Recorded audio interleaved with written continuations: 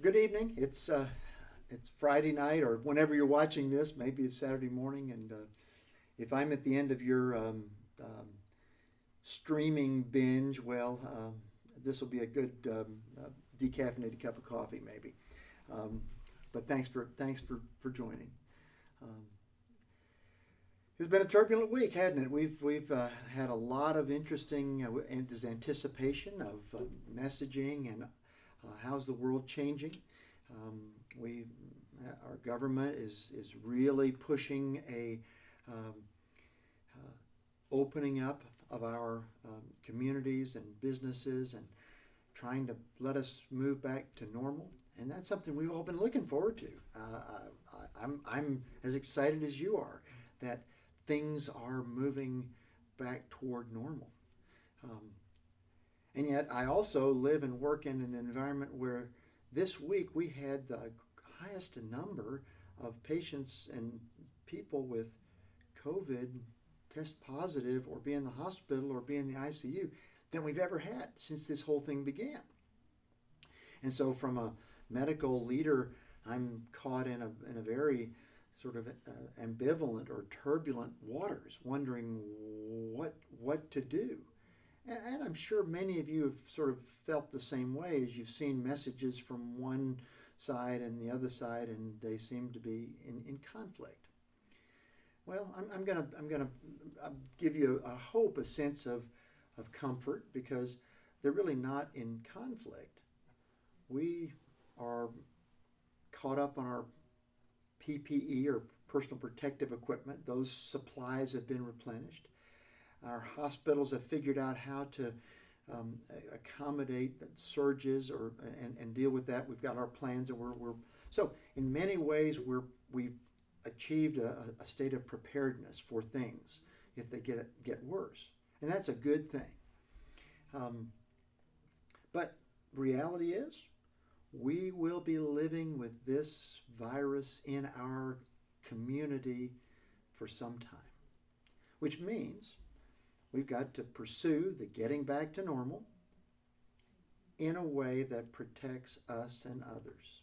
And that's the message that I think everyone's trying to deliver, but it's hard to deliver. And I'm going to try to sort of reinforce that this evening. Um, how do we live with this um, health threat and love our families and protect our families and others, and do it in a way that um, you know is the right way.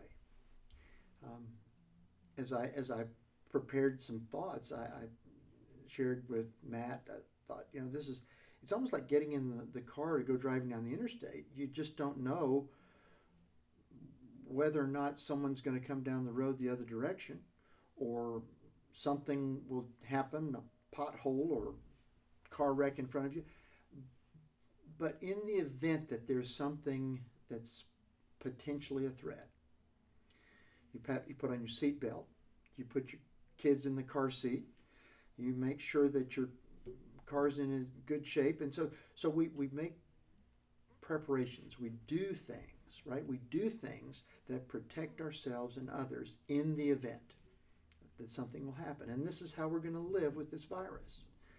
In the event that one of our friends or neighbors or church family members has this condition but doesn't even know it, we are going to be prepared to protect ourselves and them by, you got it, you knew it was coming, by wearing our masks, right?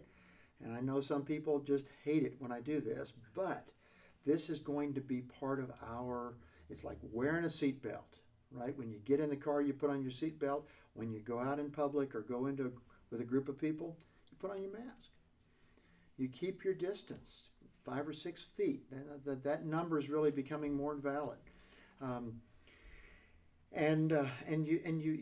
We wash our hands. We really practice good hygiene.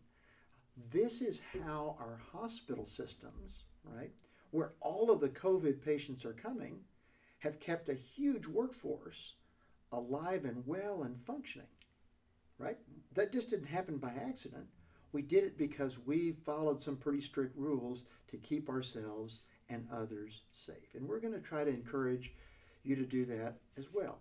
Not just as we try to sort of reopen our church environment here in the next few weeks, but really as you go out this weekend and enjoy some of the freedoms that you haven't had in a while, where you go somewhere and enjoy nature or enjoy an activity that you haven't done. Be mindful that protecting yourself and others means doing some things that you just haven't normally done. And then before you know it, these will become normal, they'll become routine. Many of you are not old enough to remember when seat belts first happened, right? In cars, when we first had to put on seat belts. I think I was a kid when I first had seat belts. But now, I mean, who would even think about getting in a car without a seat belt? So these are some things that I want to help you kind of get into your conscious thought. We are seriously pursuing the plan to reopen our worship environment. And it may turn out to be we have to go to 2 services with 40 or 50 people and really separate everybody in a room where we meet and ask everyone that comes in to wear a mask and to sanitize their hands. There's some rules of worship that we're going to have that we didn't have before. Okay, that's plan on that. Why? Because it's how we're going to protect you and me and those that we love and those that we encourage to come be with us when they're with us. So this weekend and in the weeks ahead, as we open up, get out. Go out and do things that you haven't done. Join with friends or neighbors in ways that are appropriate and be safe. Protect yourselves and others. Be considerate. As we've sort of coming out from under this kind of isolation time, the needs that people have are going to only become more intense. This week, find someone in need and help them. Do something special for someone who has a need that you just hadn't done before. It'll be like putting on your mask or something else that we're going to haven't done. Our weekly routines will be finding someone in need and helping them. I know many of you have already done this and are doing this, but I think it's really important that we stay connected in our electronic technology environment until we can physically meet again. Because even then, it's still going to be fragmented. It's going to be different. We will not have a day in June where all 200 of us all come back together and have a big picnic on the grounds and everybody's happy and isn't this wonderful? That's not going to happen. But can we love each other and stay connected and be joined in spirit, in our faith, in a way that strengthens us and drives us to do good things? Absolutely. That's something you can do. You are doing. As an elder, as a shepherd at this congregation, it is absolutely heartwarming to see just how well you as a family have stayed connected and joined and active in each other's lives during this very sort of strange time. So I'm confident that in the days ahead that you'll be enriched by others and you'll be enriching others' lives. I wanted to sort of close with a prayer that a friend of mine offered in front of the county commission earlier this week, reminding us just how important life is. So as I close, let me share this with you. Dear God, you are a God who affirms life. You gave us an example in Jesus, who healed anyone who asked, who fed the multitudes, who never turned away the lonely, the sad, the poor, or the hungry. You call upon those of us who are his disciples to do the same. We gather together today to make decisions for our county. But we're making decisions for so much more than just politics or economics. We're making decisions of life and death for families. We're making decisions of well-being for children, of safety, of senior adults, of financial well-being for generations. Help us always to remember those who are in need of your mercy, God. To remember those who have already been burdened with very little and are threatened with having nothing.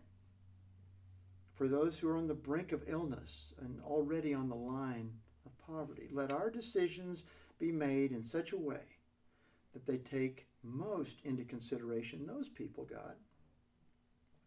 Those who need a hand, a break, or maybe just a sandwich. Because you, O God, are a God for whom all lives matter. Let us act right now as if they do. I think that's a good daily prayer. At least make that last paragraph that one, right? All of us matter to God. God loves us dearly, and he wants us to act as if we really believe that. Have a wonderful evening. I love you, and I know you love us, and I'm thankful that I'm part of your family.